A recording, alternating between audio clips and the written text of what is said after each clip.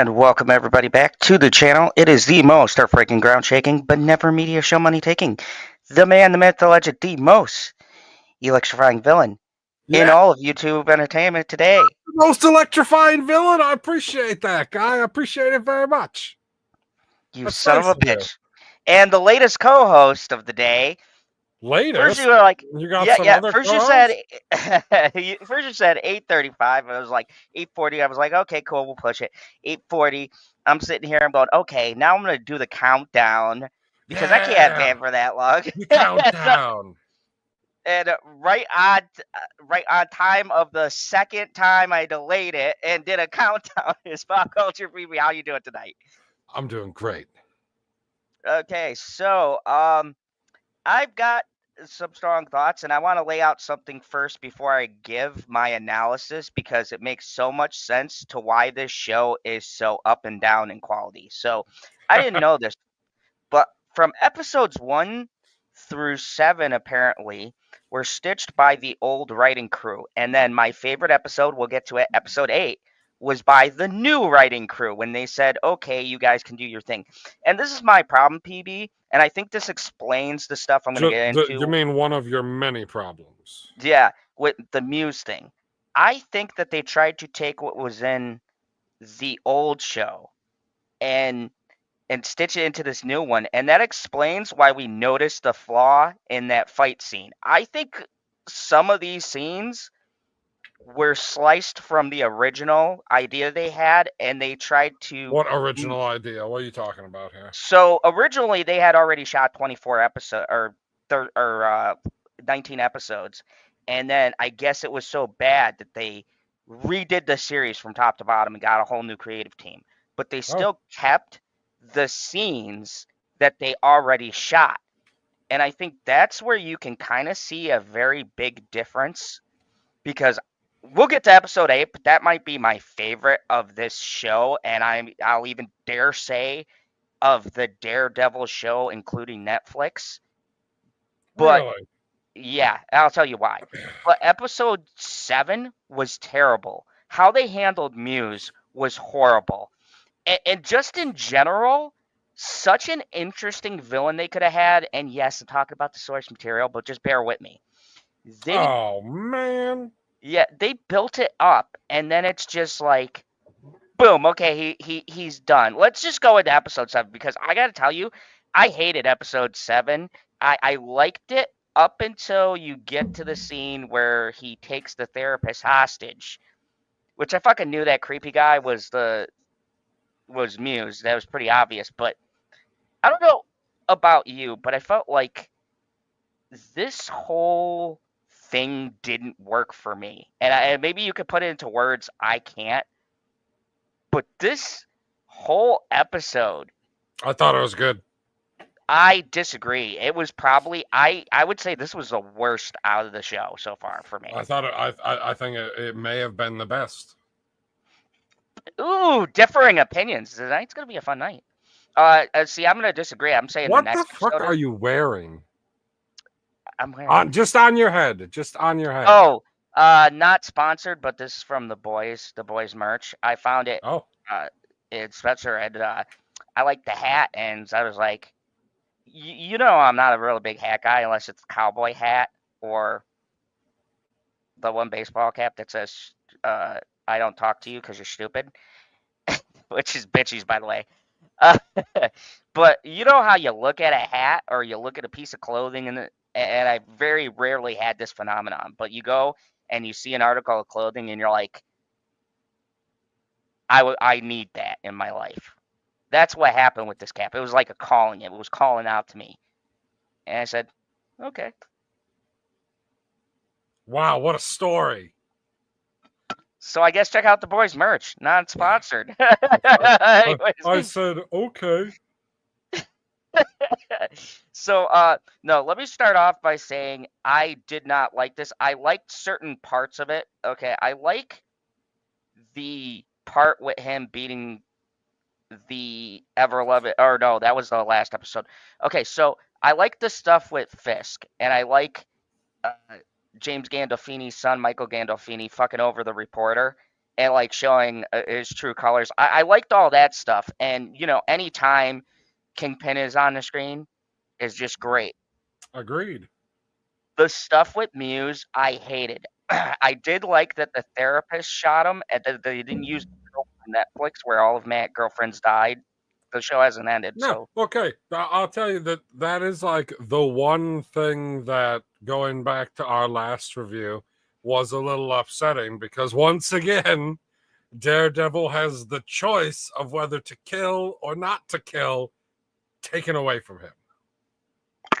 I mean, I guess and technically he still could have killed him if he really wanted to, but the moment had passed. and that was my second point. Now that you brought that shit up too, I felt like uh, the fight for me started off good, and I don't necessarily. Here's my thing: I don't know what bugs me about this whole scene, but it felt like for a character who had started so much shit, it should have been a grander fight. It was kind of like they just threw him to the side. Like he felt like he was supposed to be a main character. He was supposed to have a main importance. And this is really my problem with this show that I've noticed so far is that it feels very rushed. Like I feel the opposite. Like they need more episodes because this threat I'd be comes and then okay with it's that. solved.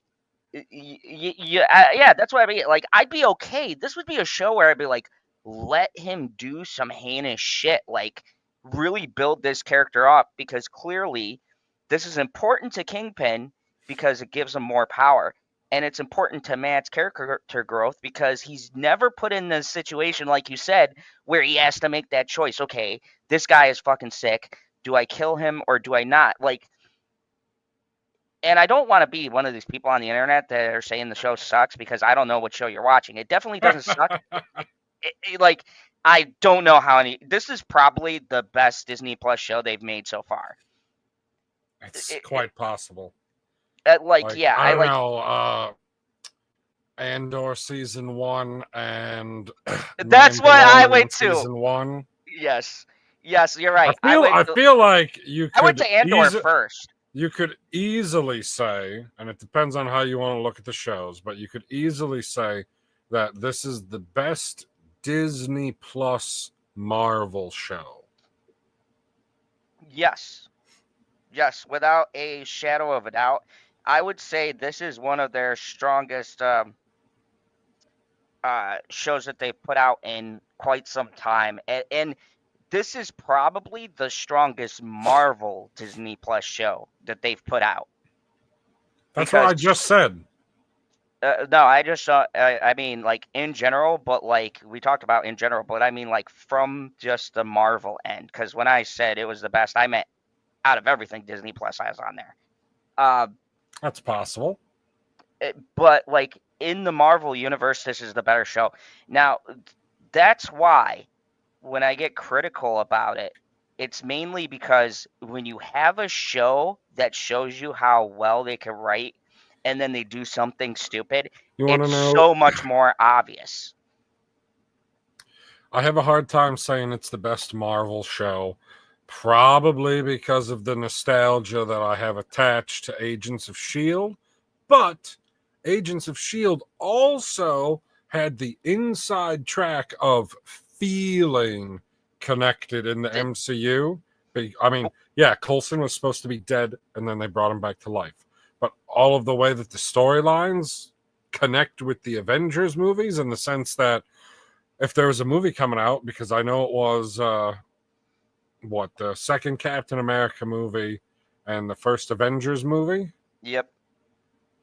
I had to make sure. I was like, okay, I want to go see the Winter Soldier this weekend. I need to make sure I'm caught up on Agents of S.H.I.E.L.D.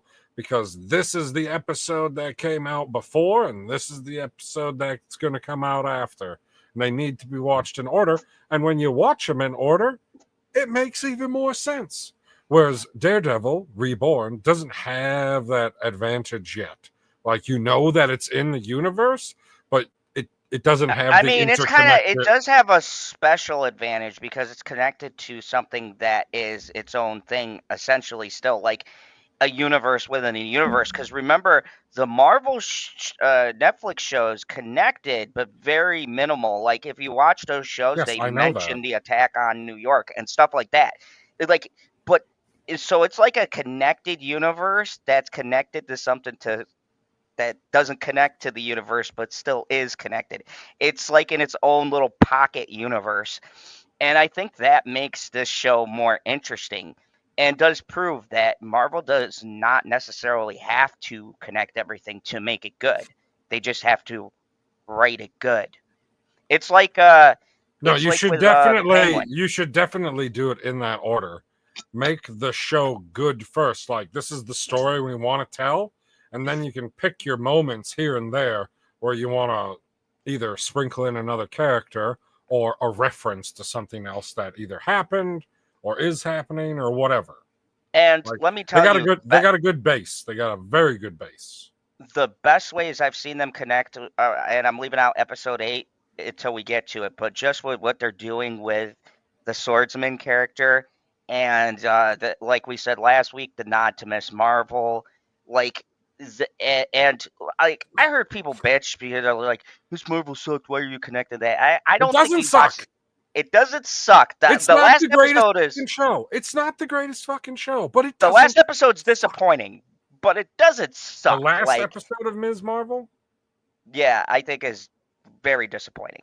I But don't remind me what happens because I don't remember. that's exactly my point. But it was after they went to Pakistan. She comes back, and then they just have a big CGI battle with her Oh, and the okay. Well, relatives. to be fair, not a whole lot of shows are going to like end their season the way that Daredevil is ending the season. Like, So yeah, kapoof! we're gonna. Yeah. Oh my God. So episode 7 for art's sake. I was fairly disappointed with that. And for the most part, a lot of the episode felt it just didn't have a very good flow to it. It was one of the harder episodes to get through. So let's do episode 7. I'm gonna give it a 6. I This is my You are first. insane. Yeah, I know because I thought you were crazy with yours last week, but I feel the same way you did. Like, you're not as bothered as I am, but I'm very bothered by the Muse thing. Like, your thing was the latter. For me, Muse felt important because it felt like, think about the first episode. They literally were No, building him in the background, I don't want to think about the first episode. but they were building him in the background, and then his death just didn't work for me. It felt very quick. It didn't feel satisfying at all. Like you said, it feels like it should tie into Matt's Who's deaf? redemption, but then Muse, the guy with the mask, the blonde. He That died? Yeah, that was in episode 7. Then who the hell is in prison? That's Bullseye. He was in episode 1. We'll get to that. Oh, okay. Oh, He was the I'm guy like, from episode I don't 1 know who why. Matt threw off the group. All of a sudden, I was just like, generic white villain, generic white villain. Whoopsie. So I think Bullseye, to be No, honest, I think he's more compelling than I feel Muse. like you wanted more from the fight with Muse, but I don't think Yes, that it was ever going to happen because it does in the okay. I know what you're know gonna say it about doesn't. source material, but The source it feels like material it is should. irrelevant, and I feel like he is meant to be in the show a lesser villain. But even lesser villains. Let's go to Stargate. And by the way, we got to do a Stargate Sunday, right? Even the I lesser keep villains being in busy. Stargate, I can remember some of them. And when we go back through, maybe I'll spark my memory. Like who? Are you talking like lesser system lords, like Camulus? Like my favorite one was Ball. Ball is not a lesser character.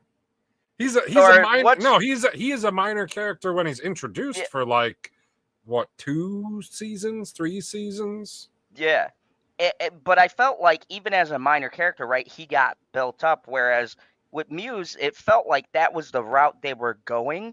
And then his death, I don't know, PB, it just rubbed me the wrong way. Death felt so quick. And then, like you said, because you planted it in my head, Maybe, okay, once again, they maybe, take the choice out of Matt's hands. It was just like so maybe it, sloppy in a show maybe that's it so didn't great. seem so quick to me because I watched, let's say, most of the fight, and I'm sitting there watching, and then he does the move where he shoots the little grappling hook through his chest, right? And he's beating the hell out of him, And I was like, what the fuck is going on right now? So I had to rewind and go back and be like, oh, he fucking shot that thing to him and he ripped his ass to the ground and I was beating the hell out of him. And then, yeah, the chick shot him real good, which I don't, is that what's actually supposed to be happening in the season? Because that was the only thing that I took a point away for this episode was the fact that once again, Daredevil isn't the one making the choice. The choice is made for him. And maybe that's the point. I gotta see the last episode may change our mind on everything because maybe now it's like no, the first person Bullseye when he made the choice the first time to last kill episode him. looks like it's going to be rehab.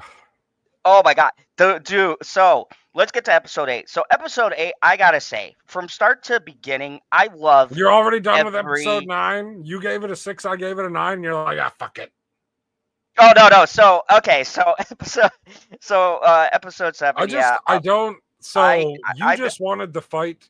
You wanted the fight to last longer, and you wanted it to feel like Muse was a, I don't know, like Green Goblin level villain. That's what you were looking for? Yeah, something like that. For how they played up. Well, then I can see why your score is so low and why you're disappointed. I can see that. Because, and it's not to say, because I feel bad, because it's not to say this like when you hear 6, people are probably like, oh, you're saying it's a waste. No, very important shit happens in this episode, but for me, it feels like one of those things where they just wanted to rush and get this done and like, okay, now we're going to tell you what the real story is supposed to be. And I don't understand why they intercutted old episodes if the reports are true, which they seem to be confirmed by the directors themselves.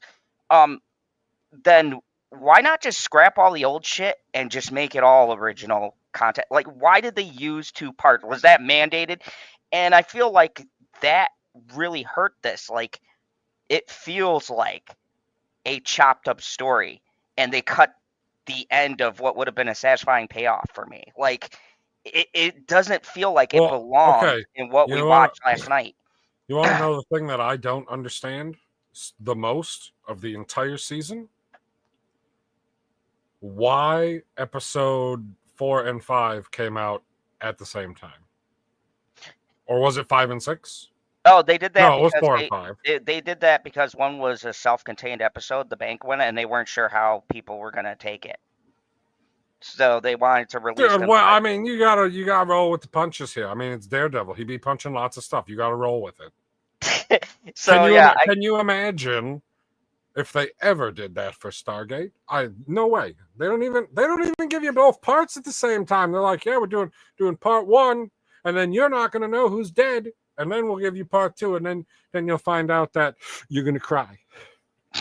Yeah, like I remember. You know what episodes I'm talking about, right? Yeah. Oh my God, yes I do. You may not know the name of the episode, but if I say it out loud, you'll be like, ah, yes, Mr. Bregman. R.I.P. Anyways, wait, he's dead? That guy's not dead, is he?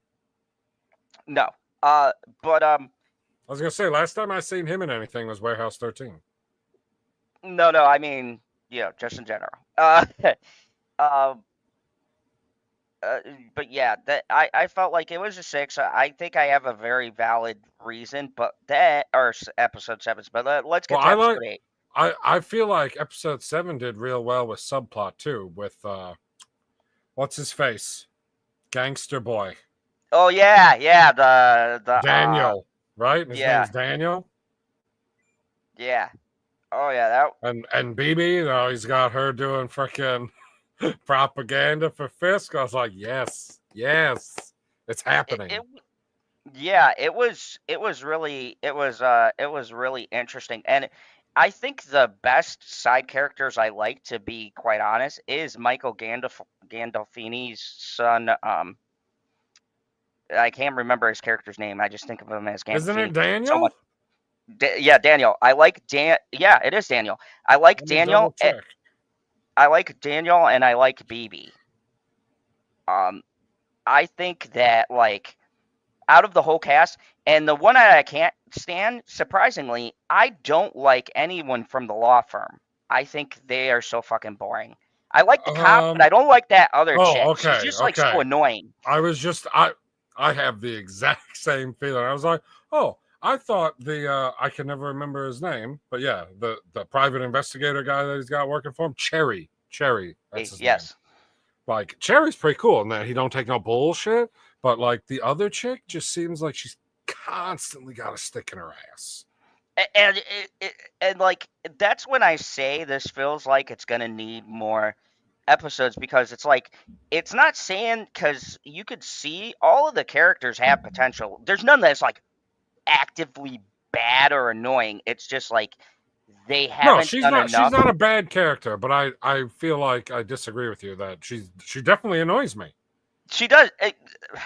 Okay, yeah, she annoys me too. What I mean is, it's not a the actress isn't bad in the role, and the character on paper isn't a bad idea, but it's like we haven't spent enough time for us to understand, why is she pissy at Matt? Like, what is her connection? Why did she feel this need to specifically open the firm with him? There's like these things would make her less annoying and make us go, oh, now I understand why she's being bitchy about this, or why she has a stick up her ass every time she sees Matt.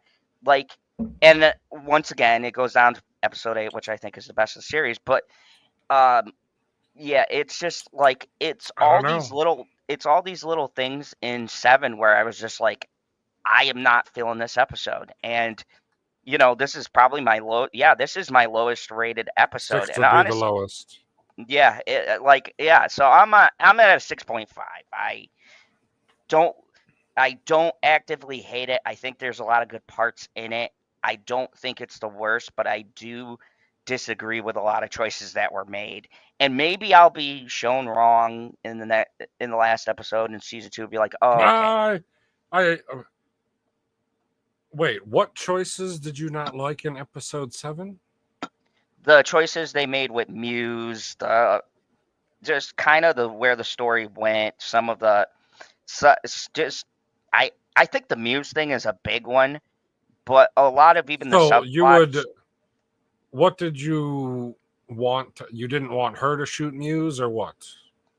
I would have liked to honestly see Muse carry over into season 2. Like maybe he gets fucked up, but then he gets up, and it's like, Oh, like he goes. Oh, I thought you were going to say maybe he goes the bullseye route.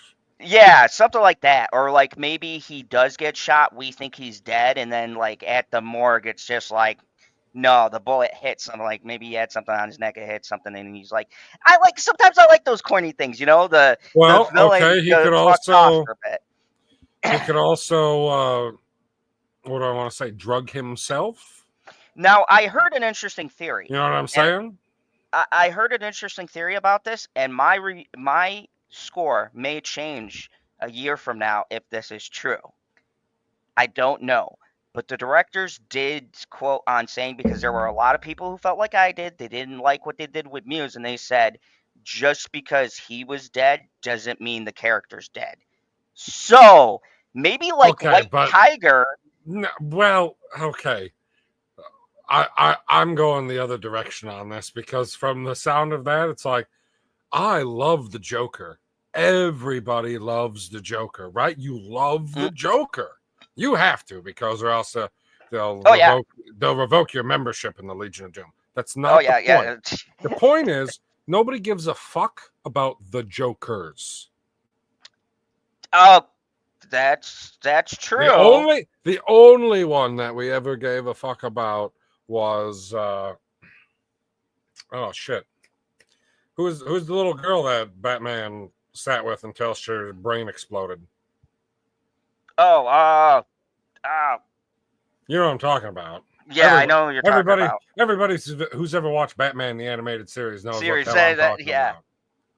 But Oh aren't man, they in that the Joker Goon Squad or Goon whatever the Squad. fuck they Yep. call themselves?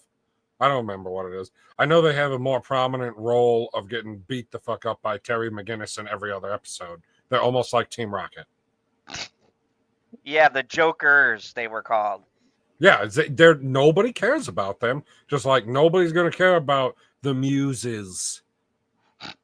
Or maybe they did go the route that this was the precursor for the actual Muse guy, because he Oh, also you didn't have. whoa! You're telling me we're having what I want to say Mandarin issues now?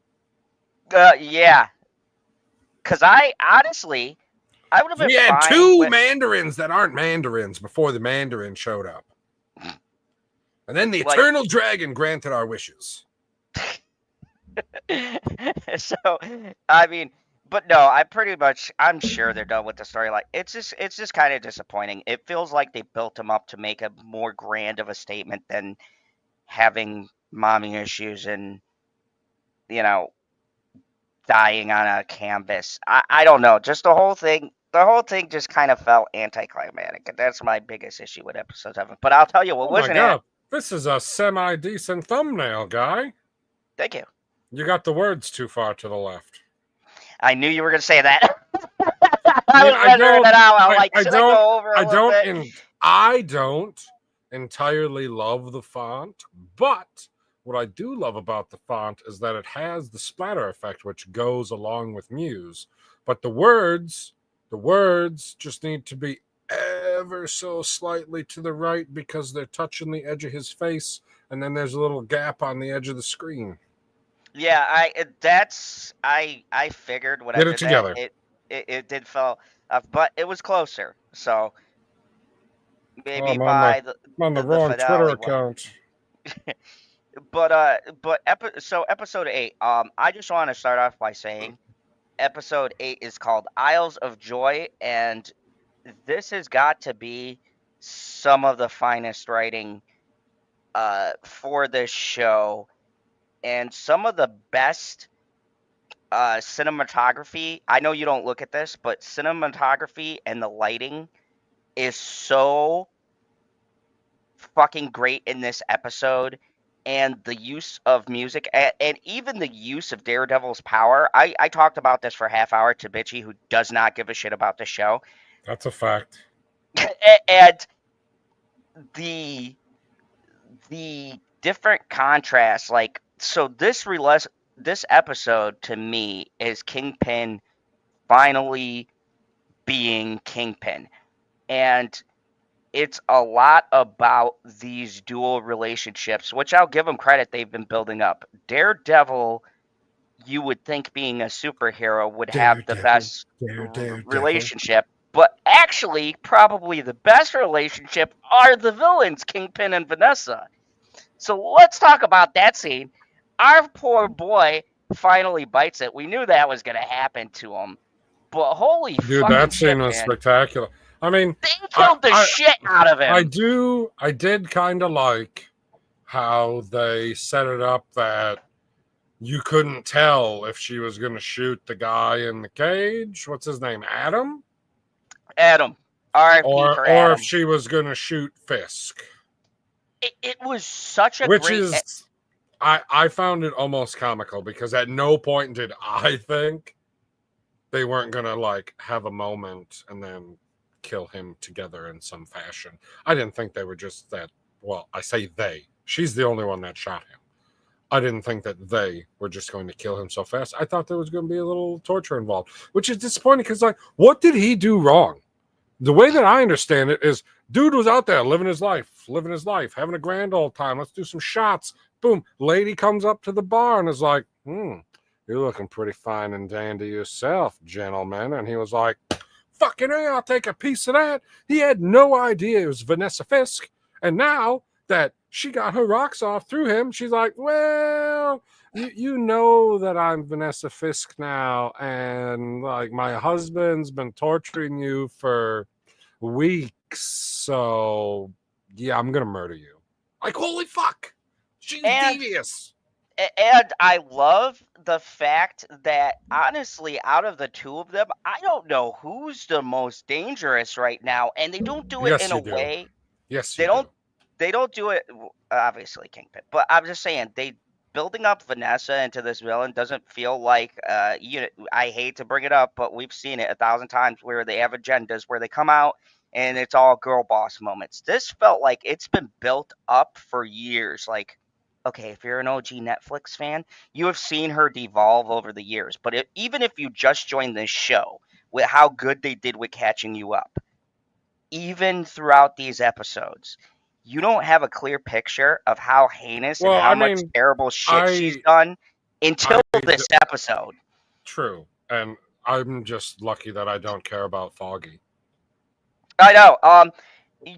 Seriously though, you should go back through the Netflix because I think you would have so many when you watch this. Yeah, but You'd then, get the like, I'm Easter gonna go eggs. back and I'm gonna watch the whole show, and at no point is She-Hulk gonna show up. She better show up in episode 9, or else I'm gonna be pissed. She won't, thank God. I know she's not going to, and it's gonna lose a point. So, but yeah, so we have that going on, and I love. Okay, another great scene. This is why this might be my favorite episode. The scene where he delivers the invitation acts like a power move to Matt. Uh, it Yeah, starts but to I doubt mean, in the girlfriend. I I don't like. think I don't think that he has people constantly watching her 24/7. I think it's like check in I think here, that check was a in there. coincidence he knew about. I think he I knew don't Matt was involved how could fucking Kingpin know that Matt was going to be there on that particular morning? because he's Wilson goddamn Fisk. I don't think so. I I think it was a coincidence that Matt He just probably happened to knows be when there. Matt takes the shit. He's banging his woman. Deliver the news. That wasn't half bad. Yeah, it's super hard to do. He gets like really gravelly with that. I was going to bitchy and I was like, I want you to know I love you. If anything happens, I don't know what would happen to me. I would cease to exist. We've been And she's talking like, for 32 minutes and somebody finally decided to say, hey, Zod. hey, hola, Carmen. Good to see you. Hola, Welcome. Carmen Aguilar. So, yeah, I thought that was great when Did he you was gonna. watch Daredevil, Carmen? You should. Uh, I love the scene where, uh, when he was like, "Oh, uh, you know, it seems like you're only invited to this," and it said her and guest, Yes, that was pretty and good. that felt like a Well, Kingpin thing. I wasn't invited to it, and I was like, oh my god. Okay, now you could say that was a thing too, but I don't think that was a thing because how often do people get invited to stuff and it says and guest? Like that's way more common than being invited and it's saying no guest. I mean, No, here's what. typically the people that get no guest are ones that get invited as couples. But you have to believe No, Kingpin I knows don't. her and Matt are a thing. Like that Obviously, just he knows that. there's just like too many coincidences. Like of all the therapists you could pick, it just happened to be the one that Matt is banging. Come on, that's definitely. Now I'm not saying him delivering the letter he knew about, but he definitely knew she would tell him and invite him to this gala. It just happened to That be is true. he But was there. But before he we knew the message was gonna get to him. before we get to the gala, do you know what my favorite individual moment is in the entire episode? Go on. There's so many of them. My Like. favorite individual moment, and it might be my favorite individual moment of the entire series so far. When they're Ooh, a bold choice, Cotton. when they're in the bar bullshitting with Cherry and whoever that old bar bitch is. Oh yeah, Josie. Yep, and they're just sitting there chilling, having a drink, even though apparently he quit. And then Matt gets up and leaves, and she goes, "Oh, he didn't use his cane." And Cherry goes, "Oh, I didn't notice." I gotta say, and a lot of people have pointed this out as the highlight of the episode, and I totally agree why that would be your favorite moment. Because I did love the fact of the writers being so clever. That's and this is a deep Netflix cut because that has never been. He's done that shit so many times in the Netflix show, and no one has ever called him out on it. I mean, I'm talking about for Luke Cage, like all of the Defenders at the time, everything. Like, and no one has said anything. So I like that it works as an Easter egg for us people who love the Netflix show. But for you, you caught it just on watching the show, and I think those are the best It was hilarious. those are the best moments where you can appeal to someone who's a longtime fan and be like, oh shit, no one's ever said that to Matt. And you're watching it and you go, oh shit, no one's pointed that out this whole show. Like, this is what I mean where I got so much hope after watching this episode. So let's So continue. Another. does Cherry know that he's Daredevil? Oh, yeah. Remember on the rooftop, he saw him with his mask off in the first episode. Okay. And that's why he was being sarcastic like that. But I wanted to say too, the other thing that I really liked, and I want to get your take on this because I still am not sure if this is a thing, if I'm just making it up or speculation, but I feel like Matt broke his tooth on purpose.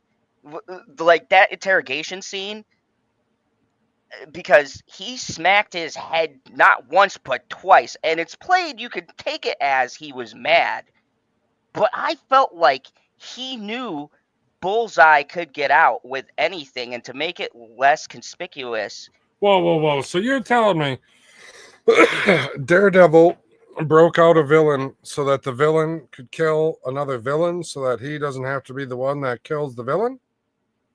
Either that, or he thought a Bullseye on the loose would go back to the person who hired him, and then he could track him down and catch him later.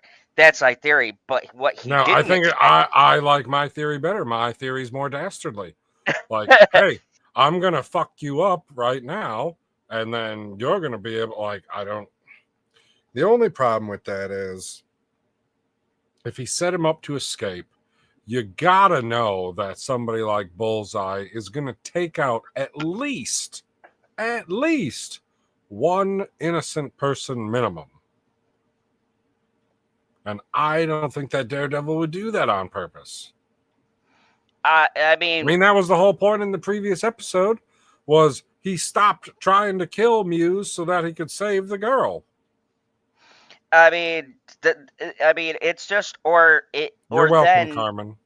or then it's just a complete coincidence that him doing that broke his tooth, or maybe the message is he used violent means, not really accounting for he lost his temper, and in that rage he set the villain free. That could be another route of looking at it, because the whole point has been how he's got this rage building inside of him, and you can see once he goes into rage mode, he's not thinking, even if it's short outbursts, he just acts. And it goes to that larger questions: are vigilantes needed? Because it seems like everything they do always leads to something bigger happening because of their actions. And think about his actions. Because of his actions, even if, okay, let's say he didn't mean for that to happen. Him injuring him, he had to go to medical. He didn't know the tooth was chipped, but the tooth was chipped. Obviously, Bullseye's fucking insane and can apparently use anything to launch as a fucking I guess. projectile. And can launch it from anywhere. I'm afraid what happens if he eats refried beans. Oh God. Uh, so my thing is, maybe this is the setup, the whole thing that they've been talking about, and kind of make you think about the Vigilante Act. Like, maybe these people, their actions are actually contributing to making things worse. Like, yes, they might save an old lady, right? But what if they beat up a guy? Now you created, and it was somebody's father, and then the kid goes on revenge. You're continuing this cycle of violence without ever actually breaking it. by going outside of the law, which has seemed to be the big thing in this season, is like, is he really helping going outside? Like, that's the thing, because it seems like It everything seems he like does. he's helping his anger issues. Yeah, like the woman said, which was another conversation that I like. When she said both Muse and Daredevil were there for their own self-serving reasons, and like, yeah, it's a bitchy thing to say because he saved her, but in a way, she's absolutely right. Like, yes, part of him did want to save her from being fucking butchered by a serial killer, but another part of him did just really want to beat the shit out of somebody. So it's eh, Just a little. like, and we've known this all. See, like he's wanted to beat the holy hell out of somebody. Like, and he has the cops, but he's just like really wanted to go that extra mile. And so there comes a point where he even has tunnel vision in that fight, and she winds up having to be the one to kill Muse. Now he's strapped that burden on her, and she's gonna have to live with that shit forever. So was it better that he came in, or should the cops have come in? Maybe it would have been too late. She'd be fucking dead. So it's like, yes, it's helping, but it also creates more issues. And then the hero's got to go, well, we'll take care of this issue. And then Okay, well, since we're on to episode 8, then we should talk about how delusional this chick is, that she thinks that somebody who kidnapped her in her own office and was going to drain all of her blood out of her is the same as somebody who came in and literally saved her life. I mean, and I agree with that statement 100%. I do. I think that also too I that thought it was a real bitch statement that I'm surprised that he didn't get more upset when they were having that freaking conversation when she goes, "Oh, they were just there for themselves." It's like, wait a second. The only reason that Daredevil was there was because somebody was in danger. That's it. Like, in the simplest terms that you can put it. Like, obviously he knew who it was and where the person was because of their relationship. But if it would have been anybody else, like the little girl, he went looking for a little girl, found her, saved her fucking life. So obviously it's about saving lives. we also got to think of it from the perspective too that she did have to murder somebody, and that does take. And that's the thing that I like about the writing in this. I can actually understand both of their arguments. Like, I agree with you. I think it's fucking ridiculous to blame Daredevil and call them the same. But I think a better way would be she could have worded it better. Like, Yeah, but their actions. she's like just some stupid hot chick. I mean, she is a shrink, and it's kind of disappointing she wouldn't get into more And of a she is hot. philosophical thing. But yeah, I mean, so yeah, I do agree that that did annoy me. What did you think about the Point Dexter seeing yourself and him using the tooth? Let's talk about that epic scene. That was some gnarly shit. I Talk about enjoyed what? when Bullseye escaped. Point Dexter is his name. Oh. I definitely did not see it coming. That was I had to go back because I was like, where the hell? Once again, at least I didn't watch most of the fight or a substantial portion of the fight and then go, what the fuck is going on here? Like, I seen it go in his eye, and then I hear the guy go, God damn it. And then, motherfucker. And I was like, okay, let's go back and see exactly where he took this freaking shrapnel to the face. And he shot it right through his fucking eye. Oh yeah, it was great. Like, and I love too the initial escape where he's keeping his head down and he just comes with the form and everything, and they just fucking let him on board. I'm like, wow, for a maximum fucking Yep, like. we're not checking faces. We're just checking tags in your hand.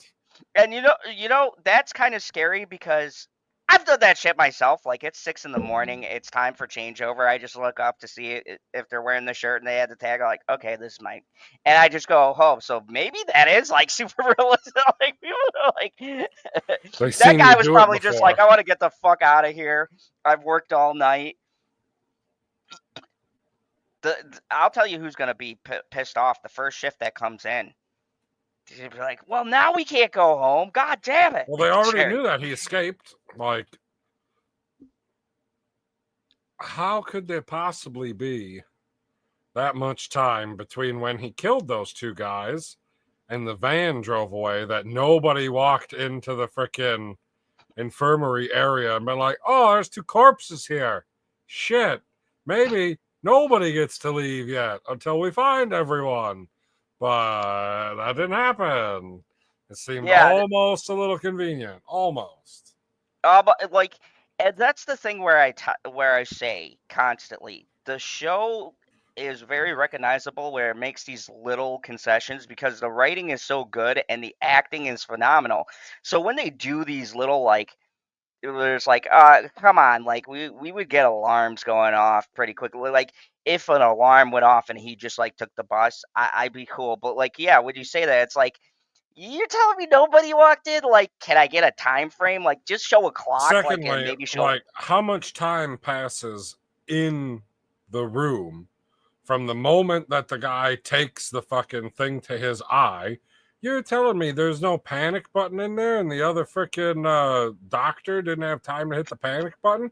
This is like 10 seconds. Because he shoots them. The guy stumbles away, and then he's got to untie himself, grab those utensils, and then he chucks the one, and then you hear the guys, or you hear the doctor go, oh, please don't, and then he chucks it at him too. Boom, they're both dead. Like, there wasn't enough time to hit the freaking button. I feel like there was enough time, and there should always be an emergency button in any, let's say, common room.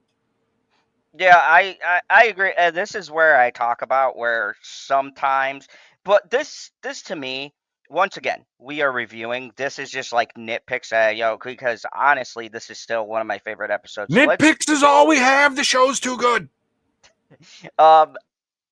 This scene is probably my favorite scene. This whole entire ballroom scene is the definition of making one suspenseful ass long scene where it's like not fighting, but the tension. Okay, PB, I'm gonna make a bold statement here.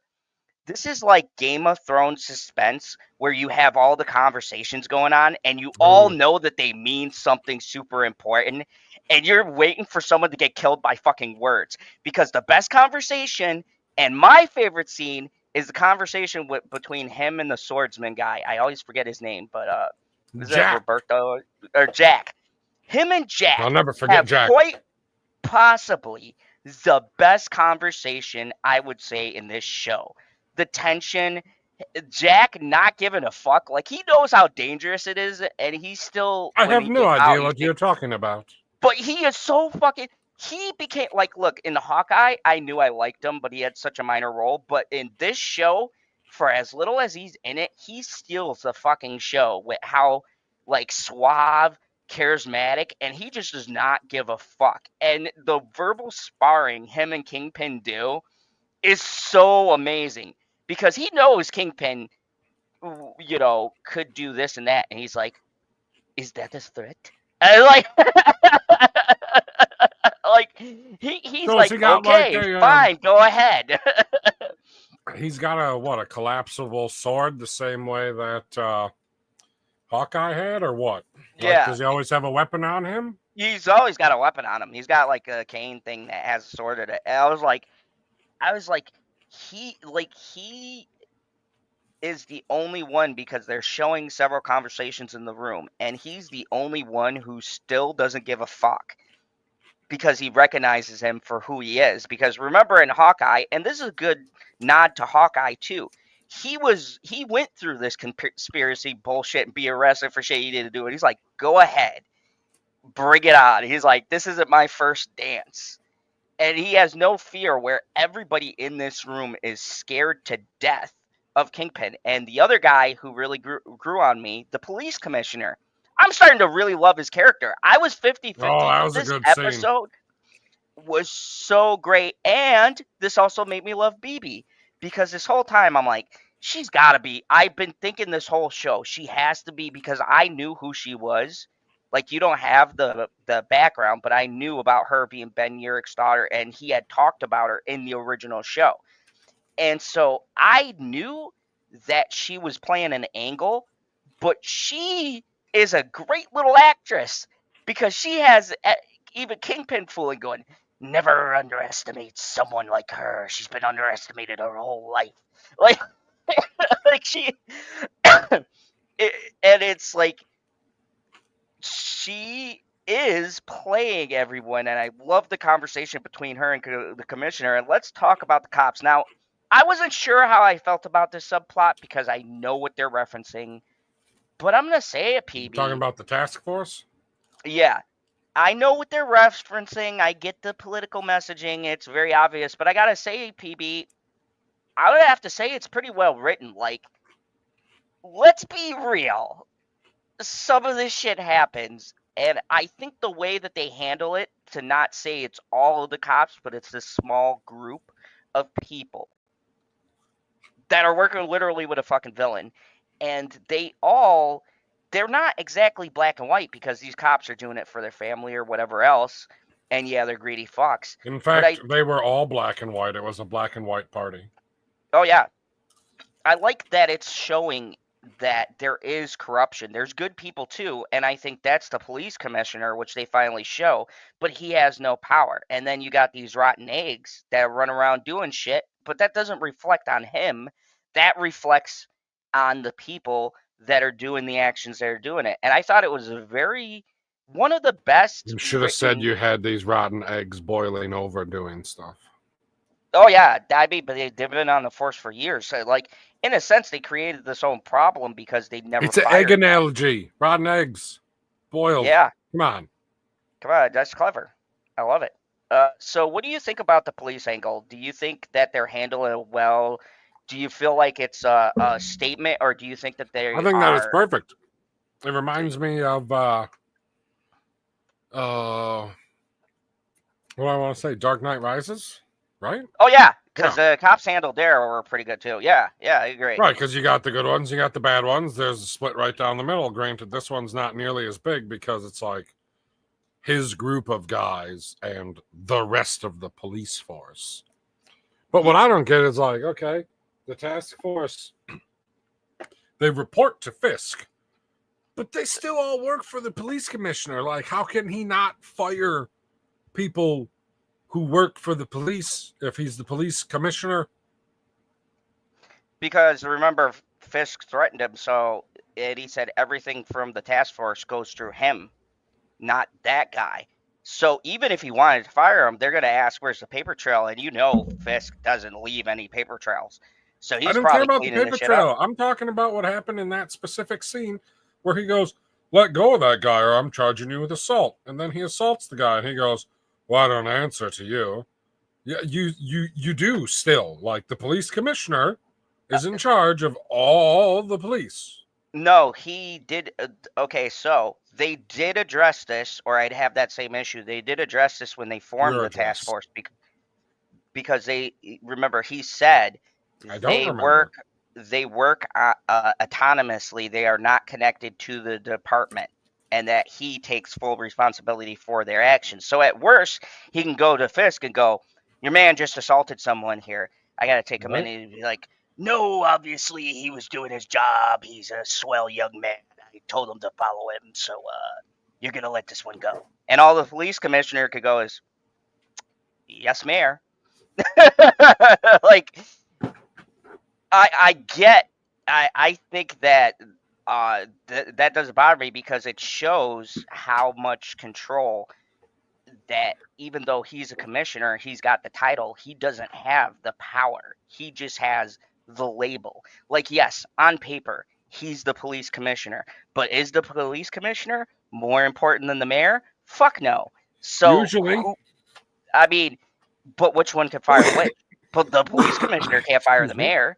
They got to go through a bunch of impeachment and shit. So, I mean, like, if the mayor wants to fire him, he can. If he wants to save someone, I'm pretty sure he can too. If we're talking about enforcing policy with your people or whatever, like all your deputy sheriffs and your detectives and your patrolmen and whatever you have underneath it, your SWAT teams, like, the commissioner, as far as I understand, like regular life, is in charge of that stuff. I mean, I get what you're saying, but for me, it makes sense because I think it shows a big theme that's been running through the show about who really has the power. Like remember, and this is what I love this episode for too, is that remember the first time he entered that room, nobody respected him, nobody wanted to fucking talk to him, nobody gave a fuck about his renewal policy, and now all of a sudden he throws the ball, they come to him. It's a reversal of power. Even that commissioner guy was getting ready to retire, and he's like, I don't think you're gonna do that because you have a secret love child. You're gonna stay on with me, and I'm gonna put my hand up your ass, and you're gonna dance like my puppet. Kingpin doesn't in the cartoon Spider-Man. Doesn't Kingpin have a cat? Yeah, he does. A big, fat, fluffy white one. Okay, that's all. What's this? I'm gonna. I don't understand why Bullseye worked for Vanessa. She and Kingpin conspired to kill Bullseye's girlfriend in season 3. It's only And season 1. no, he's talking about This is connected to the Netflix show. Uh, so I'm going to say that I think that she ordered the hit and promised Bullseye something. I'm thinking she was promised him to kill Kingpin because they've been kind of throwing in that little subplot that she is dangerous. And here's just a theory, a game theory. But I think that he is he was originally going to kill for Vanessa. Vanessa was going to then give him the coordinates or find uh, William Fisk, and then he was going to take out Kingpin. And then who knows, because Bullseye's a wild card, he might have just fucking killed her afterwards. But I do think that uh, I think that his plan was always to kill Kingpin. And I think Vanessa actually wanted to kill Kingpin. And I think that For a this whole minute thing there. and I think that this whole thing backfired or she had to change her heart. But Bullseye was on the no, fuck you. This guy ruined my life. He killed my girlfriend. He set me up for all this shit. And I'm going to do what Daredevil can't do. And I'm going to take him out. Oh, and speaking of which, so let's get to the dance. This is some of the best acting. I have to say, this is like the Penguin level of acting. The lights, Matt cutting in and talking to Vanessa. I love it when he goes, I knew it was you. yeah, it does your husband know you killed Foggy? And she's like, does that girl, whatever the fuck her name is, know Does your girlfriend know that that no you're Daredevil? Daredevil? And it's like, and it's perfect. And I loved the lighting. So let's talk about the lighting because we don't bring this up a lot. We're not like big film We don't? people, but I like the blue hue that is reminiscent. That's Bullseye's costume. He's got a light blue costume. I like the blue hue over him.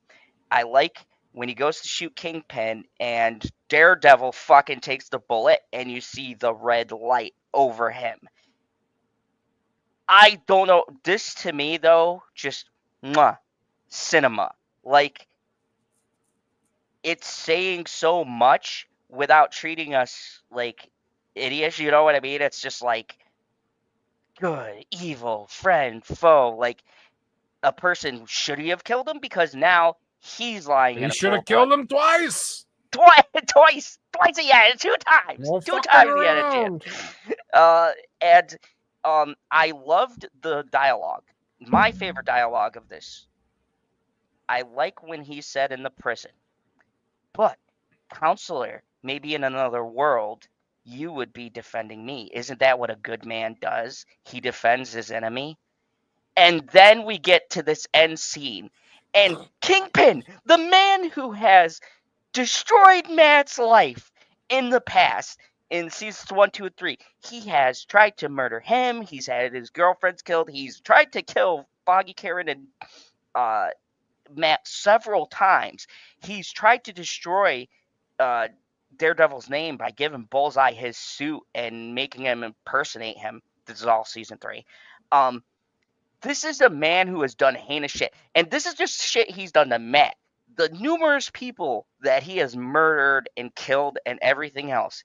And Matt fucking jumps in the way. And I gotta say, too, this is my favorite use of his powers. Like how it's like a dial and he starts dialing down the noise. Like slowly you hear everything fade and all you hear is the gun click. And he doesn't even think about it. He fucking jumps He right in front of saves it. his worst enemy. And I think that is just fucking brilliant writing. What a hero. Yeah, and I think why we don't have that decision of him actively not killing somebody, you still understand he's a hero because despite it all, he will save a man who should die.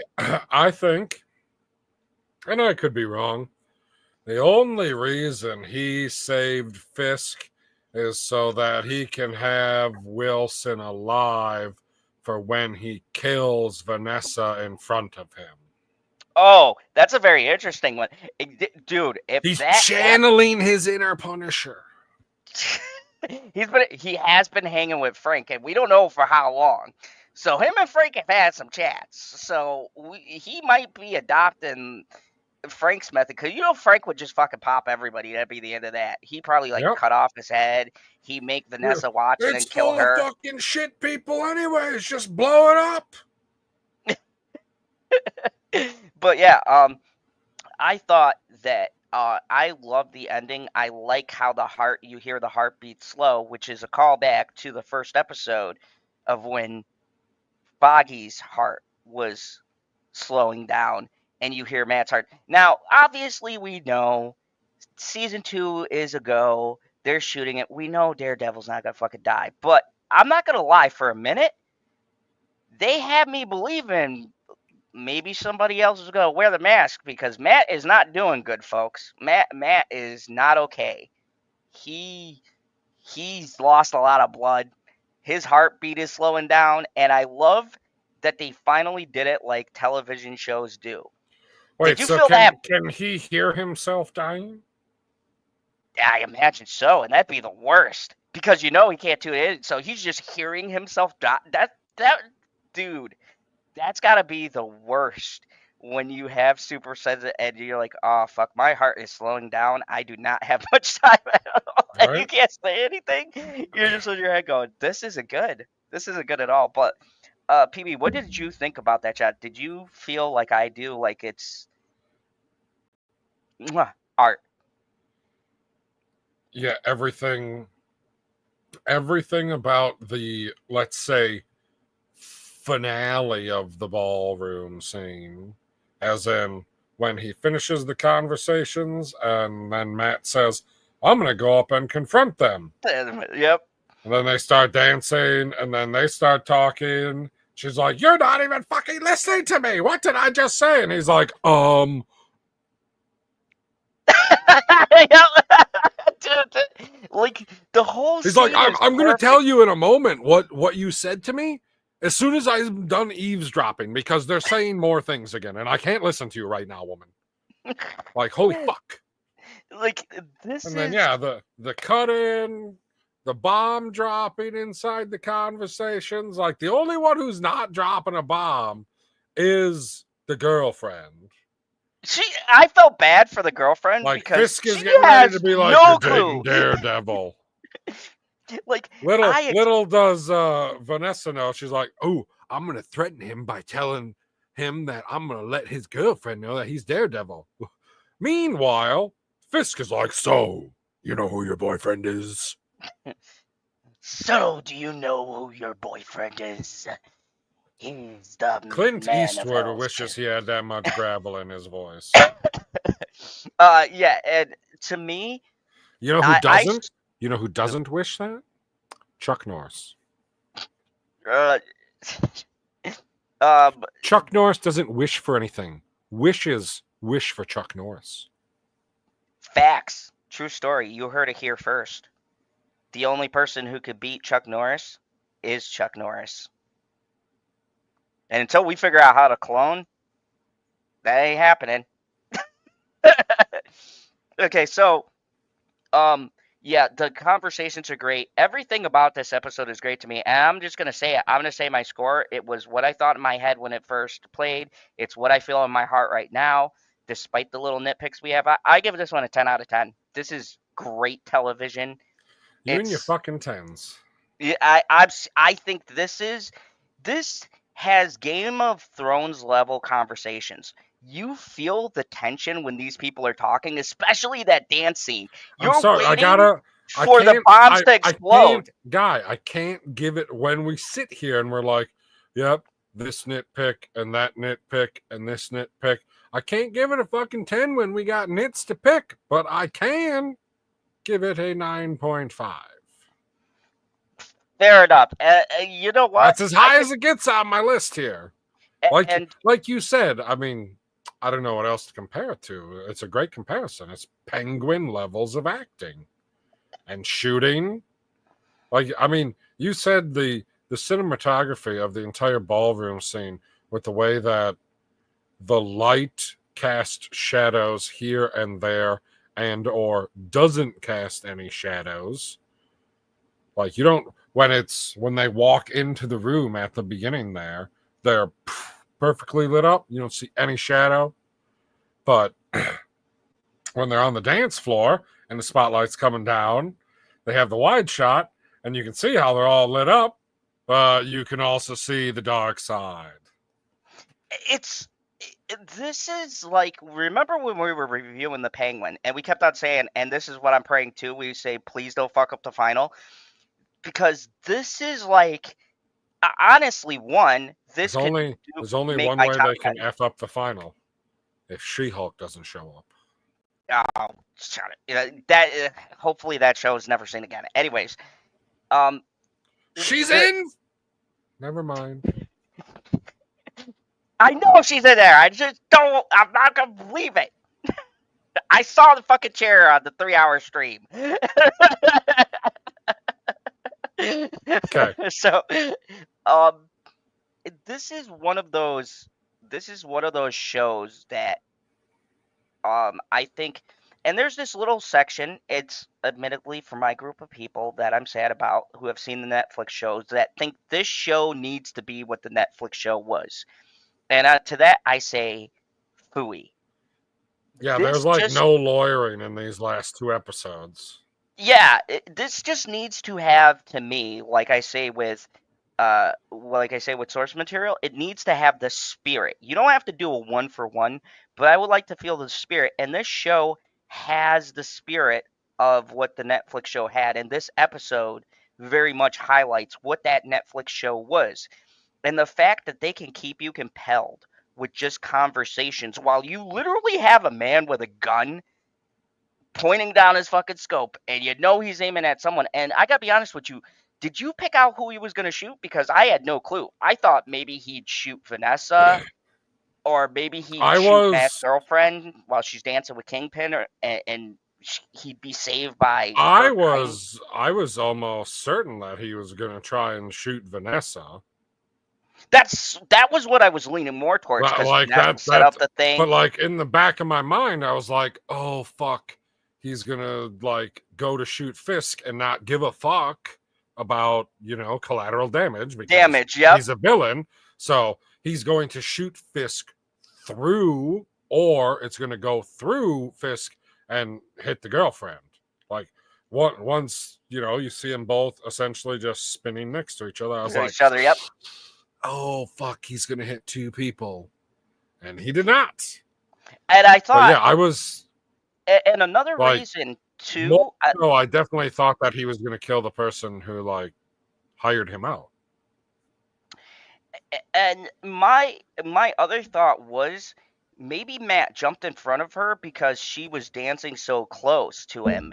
Because he does push her to the side when he jumps in front of him. So maybe another theory it's possible, but I feel like maybe he thought there would be he was definitely saving Fisk. That's what I think too. No, it's 100% he's saving Fisk. exclusively because they have the line in the prison of you defending your worst enemy. So then Enemy, he yeah. did. So that he did, and it came back to the thing. Yeah, it's just little things I like to kick around, but either way, it was such a great scene, and I mean, and uh, he, because I assume the superpower comes with the math aspect of it. yep. Like he can see exactly where the rifle is pointed to from his super sensitive hearing. So he Yeah. knows that it's pointed 2 degrees this way or 2 degrees that way to determine which set of people are But actually what's going to be fired upon. but what's clever is now that you bring that up, that makes me love this episode more because Good. we don't know. And it's so much more clever because now you're still playing. They still leave you in that thought, like, oh shit, which one is he gonna shoot? Because only Matt knew which one was the target. If he would have stayed put, we would have known it was her, and it did one of these, or maybe he just fucking stepped aside and let her get I was gonna say I have a feeling. shot. I have a feeling, and I'm not 100%. Like I just when it happened in the moment, I got this feeling that if the bullet would have been meant for her, he would have not moved. Like he would have essentially held her in position. Oh But yeah, be and like but pushed her. being but Let me being make that sure it you was really. for Fisk, and they did have the conversation earlier in the year that they're both new men and they've moved on and he's not doing this stuff anymore. And he doesn't know that he abducted frickin' Adam and that they killed him together in the fucking dungeon. He has no idea about this. So if he's taking him at his word, which he's not, but let's He's just say not. that he is, he just protected the mayor. Which this is interesting because now this is a great way for why Fisk wouldn't be able to out Daredevil now. When you think about it, because if he comes out and says Daredevil's a criminal, blah blah blah, he's Matt Murdock, and they're gonna be like, well, wasn't that the guy who jumped in front of the bullet? Because this is very publicized. And I find this interesting because now this does put them in a position where, like, he knows his secret identity. At any minute, he could say it, but if he does, public perception will change because now this guy just saved your life, possibly died in the middle of a gala with a lot of witnesses, and I assume press, because BB's there, so this shit's going to be all reported. And now this puts him in an interesting position where if he wants to take out Daredevil, he can't do it publicly anymore because it'd be like, oh, so you mean you want us to hate the guy who saved your life Yes. twice? like, uh, it's like, yeah, that would be. I mean, you say that maybe perception would change, but how many times has Peter Parker helped out J. Jonah Jameson as Spider-Man? Just a little thing here, a little thing there. I know that it's happened, and he's still like, he's a fucking menace. Yeah, well, that's true. But you'd be thinking about it, be like, I would have never got robbed if Spider-Man wasn't there. I knew there was a reason I don't like Parker. Is that damn Spider-Man? Oh god. Okay, so like I know you didn't like episode 7 as much as I did, but apparently both of us like this one about equally as much because it's damn near perfect. And yeah, now I'm a little nervous the way that you are, being that was the penultimate episode, and it's like you left us on a giant cliffhanger with a fucking massive hole in Daredevil. Obviously he's not going to die. He's not Sean Bean, so we're good there. But like, is he going to do anything in this final episode? I like I said at the beginning of the stream before we gave it away, the next episode feels like it's going to be all rehab. Yeah, because motherfucker is shot good. And the one thing I've appreciated about this show, and they've stayed consistent, is that when someone gets injured, they just don't brush it off. Like, they show up and they're fine. Might be looking fucked up. Like, I do like that they pointed out, like, the girl lifted the glasses and goes, Yep. holy shit. What are You look so, good like, today. Fuck you, bitch. fucking bitch. Anyways, go see our thoughts on the last episode. But so they do address it, and I feel like that's why I'm worried, because I'm hoping this is gonna Don't be a worry. penguin I'll where be happy. we eat our words and go, holy fucking shit, folks, they did it. I want to come back. PB next, let's say next Wednesday. I'd like to be coming back, talking about the final, and going, well, folks, we're here eating our words. They fucking I did could it. probably do next Wednesday. I feel like we have to. We got to leave them on a cliffhanger, like the show fucking left us on a cliffhanger. This is the first time I We was don't annoyed. leave people on cliffhangers. We leave people with rules for life at the end of every stream. Yeah, and what you need to be doing. And You guys all like, know. I know it's supposed to be 8 simple rules, but we're in like the several hundred simple rules at this point. Because I know that I have hundreds of co-op live streams with you on here, and you say something ridiculous at the end of all of them. But these are words to live by. I hope you guys have been taking notes all these years. We have given you some real gems. That would be, dude, if you want to, you know how George R.R. Martin is like, I got this really fancy book series that millions of people around the globe absolutely love, and they're just waiting for me to publish the next one. But what I'm going to do is write bullshit books on the side and just make some bank off of that. So, and that book that you're working on, your masterpiece, just put it to the side and just write the book of the 300 rules for life. And then you just got to go on to all the live streams and pull the rules off. and I could do it in volumes and then never finish the last one. No, these are the side projects. The side projects get finished. It's the main project that doesn't get finished. Fuck you, George. Thank you. Our fuck you, George quote has been met. Oh my god, I'm gonna be dead. I'm gonna have to pass on to the little dictator as my final request. She's gonna be like, Dad, do you have any wisdom you want to give? And I'm gonna look up at her, all these fucking tubes and shit in me, and I'm gonna be like, honey, you have one thing to do. I'm gonna need you first to tell Vanessa I love her. Second, you have to finish Game of Thrones. It's not Game of Thrones. It's not Game of Thrones. The first book is called Game of Thrones.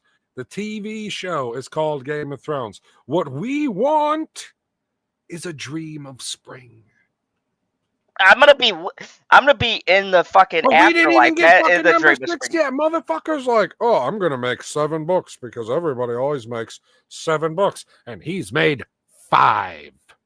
Yeah, we still haven't got 6. We don't even have the Winds of Winter yet, motherfuckers. I have had it. Okay, I've had it saved for so long. I got a thing and said, "Are you still holding on to this?" I'm still holding on. Are you still holding on to hope?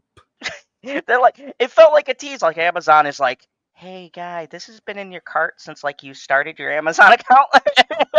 Do you?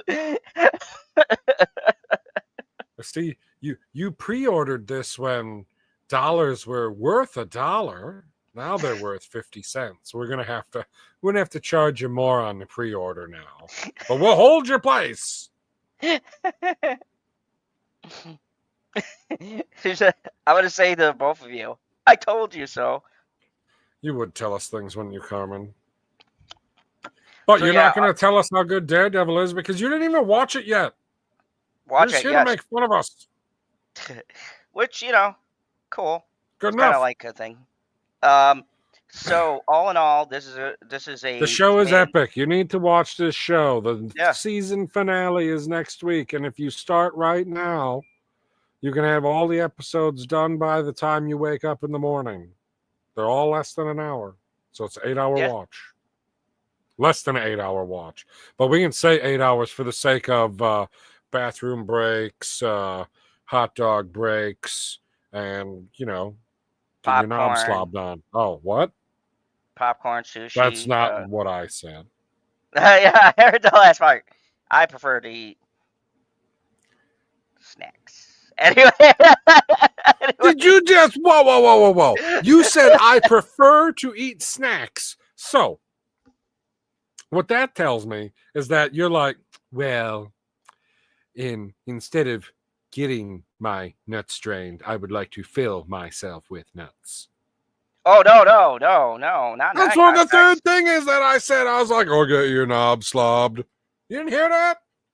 Oh, that was just poor timing. Like I meant it to Yeah, be a the thing people in the towards crowd bitching. heard it. The people in the crowd heard it, and they're like, what the fuck's wrong with that guy? It's like, say it at the same time. And I said the fucking lewd thing, and you're like, 42. Welcome to the show. If you It don't makes no know, sense. I say wild shit all the time. Some of it makes sense. Most of it is Sure. just ad lib. I just go with the flow. It's just like, whatever comes to my head. Okay, so I have a serious question for you. Are you ready for this? Okay. Do you think it is possible for Homelander to kill Michael Myers? Ooh. I mean, I would say yes because This question Homelander. is inspired by your outfit. Because Homelander, if he realizes he keeps on like shooting him with lasers or whatever and punching him or whatever, and he's getting back up, he'll just rip his head off or like I was quarter him. picturing a I was picturing a train style. Yeah, just like he just like run right through him. Like I don't think there's very few people that Homelander would have too much of an issue. Like we'd have to get into actual Avengers to be able to kind of contend with Homelander because he's kind of Homelander Superman. is whiny Superman. Yeah, basically. He's Superman with mommy issues. Yeah, that's why I said whiny Superman. Speaking of which, are you excited for the final season? Final season? It's the final one? Yep. I guess I didn't realize it was the final one, but I guess I should have, in knowing that Billy Butcher's blood is almost entirely black, but you would think they would come up with an Iron Man style solution for him, but you never know. I do like the fact of ending it while they're ahead. You know what I mean? Because the show's gone up and down. I don't understand this whole end it while you're ahead. No, like just tell me the entire story. Like if you know the story when the show starts, I'm not saying that you can't like change a couple of things along the way, but the story is the story. Like this is Huey at the beginning, this is Huey at the end. This is our story. Like you don't have not everything is going to work out as well as Stargate when you're like, well, we killed all the bad guys. Shit. They're like, no. We can turn like the ultimate good guys, but then they were bad guys back then, and then they split. Bad guys. And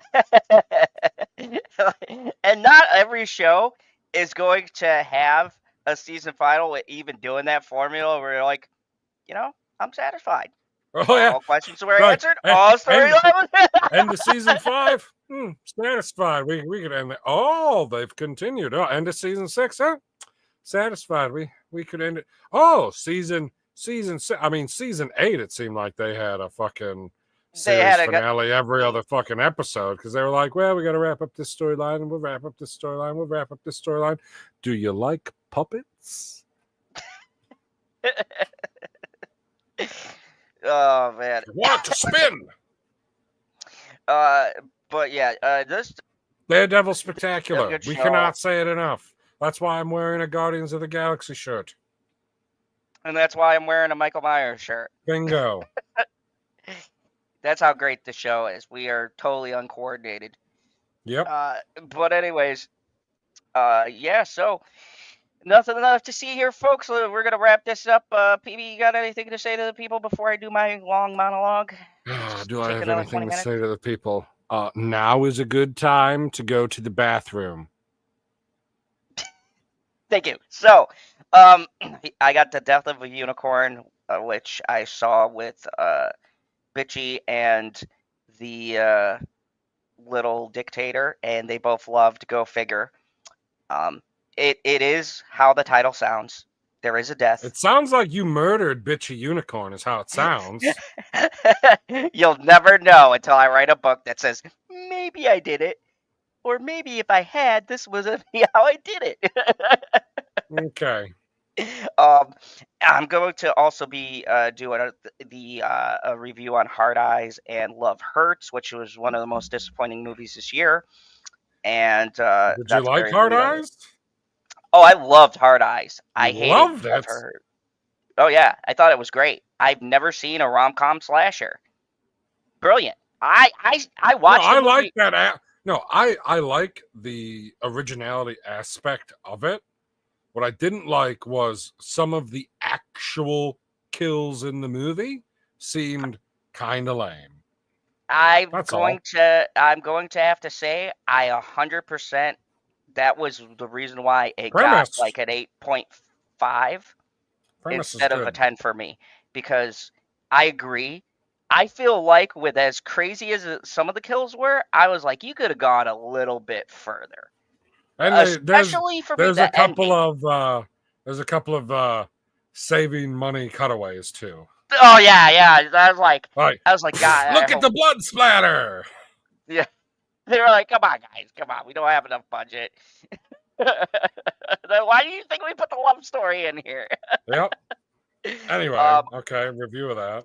I got a review of that. I got a review of the best Mickey Mouse movie you haven't seen yet called Steamboat. It's made by the people who did Terrifier 2 and 3. And I gotta say, it tells. And you know who's playing Mickey?